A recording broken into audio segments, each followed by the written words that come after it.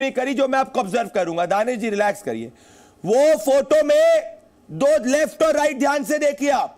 Left तरफ गौ माता की फोटो है और राइट तरफ जो है वहां बफेलो की फोटो है। राइट तरफ असदुद्दीन ओवैसी नहीं देखते, ध्यान से उनकी नजरें देखिए आप प्रत्युष जी, सिर्फ गौ माता की तरफ होती है। वो देखिए राइट में, लेफ्ट में गौ माता की तरफ उनकी नजरें जाती है। और अगर आप उस फोटो को दूर से देखेंगे, मैं चाहता हूं उस फोटो को दूर से दिखाया जाए, और राइट में अगर आप देखेंगे उस फोटो को, वह बफेलो है। तो वो रेहान बीफ शॉप पे तब गए जब उन्होंने गौ माता को लेफ्ट में देखा ऊपर फोटो पे, ना कि बफेलो को ऑन द राइट। इससे मुझे मानसिकता का डर है, क्योंकि इनके भाई तो कई बार कही चुके हैं कि पुलिस हटा दो, 15 कर 25 करोड़ बता देंगे 100 करोड़ को, कि क्या उनकी हिम्मत है। अतीकुर रहमान, ये सच्चा जहर फैलाना ये दिख रहा है मुझे। प्रदीप जी, आप सारे सवाल हमसे ही करोगे? नहीं बोलेंगे ये। अरे भाई, किशोर तिवारी ने जो सवाल किया है उसका जवाब आप क्यों नहीं ले रहे विनोद बंसल जी से? और मैं उसमें एक और सवाल जोड़ना चाहूंगा। जवाब दीजिए।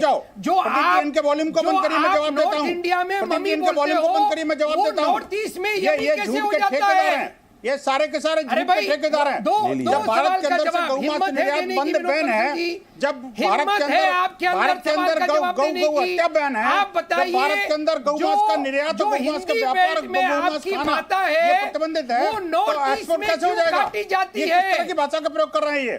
प्रदीप जी, ऐसे संविधान द्रोही लोगों को डिबेट में मत बिठाया करो। आपको जवाब नहीं पता क्या सच्चाई है। अरे भाई, गौ मांस जो है, गौ मांस जब प्रतिबंधित है, गौ हत्या जब प्रतिबंधित है, तो आखिरकार सभी को मैं वापस से माधवीलता की बाइट सुनाना चाहता हूं। को भड़काना चाहते हैं। मेरी बात सुनिए प्रत्युष जी और किशोर जी, आज मैं चाहूंगा कि देश से असदुद्दीन ओवैसी को स्पष्टीकरण देना पड़ेगा। बैरिस्टर को ध्यान से सुनिए माधवीलता क्या कह रही है। माधवीलता ने पलटवार किया असदुद्दीन ओवैसी पे, कहा है वोट के लिए बीफ की बात कर रहे हैं असदुद्दीन ओवैसी। सुनिए। क्या एक मुसलमान का जीवन इतना छोटा है कि बीफ काटो, बीफ खाओ, फिर बीफ काटो, बीफ खाओ, ये बोलते हुए वोट मांगने जा रहे हो आप? असेंबली इलेक्शंस पे भी उन्होंने ऐसे एक मुद्दा खड़ा करे। मतलब सोचिए किशोर तिवारी जी और प्रत्युष जी, सोच क्या है? सोच ये है, उसको ये भी कह सकते थे कि तुम अपनी आमदनी बढ़ाओ, उसको ये भी पूछ सकते थे कि घर में सब कुछ ठीक है कि नहीं है, उसको ये भी पूछ सकते थे कि तुम्हारे घर में कोई दिक्कत तो नहीं है, तुमको कोई पैसे की जरूरत तो नहीं है। नहीं, क्या एग्जैक्ट शब्द का प्रयोग किया किशोर तिवारी जी? आप हंस रहे इसमें, बाला साहब ठाकरे के वंशज होते हुए किशोर तिवारी जी आप हंस रहे। अरे ओवैसी क्या बोलेंगे इस पे, मैं क्या बोलूं? क्योंकि आप जो है AIMIM के साथ में अलायंस करने के उत्सुक रहते हैं। अरे ओवैसी को गिराओ भाई, बहुत गलत आदमी है। प्रत्युष जी, बीजेपी वाले चंदा लेते हैं, वो भी गलत है ना। प्रत्युष जी जवाब दे रहे, प्रत्युष जी जवाब दे रहे चंदे पे। प्रत्युष जी जवाब दीजिए चंदे पे।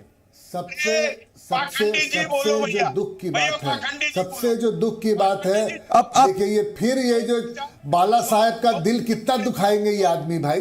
ये कुछ तो ये कॉन्स्टिट्यूशन पढ़े नहीं है, इनको लॉ का आइडिया है नहीं।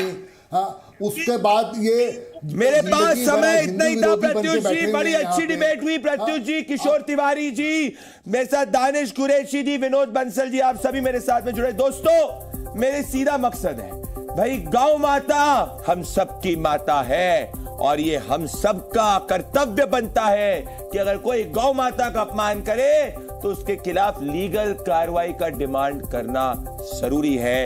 ये इस देश के सनातन संस्कृति के लिए बहुत जरूरी है। मेरे साथ आप जुड़े, ताल ठोक के मैं बहुत बहुत धन्यवाद। नमस्कार। जी न्यूज़।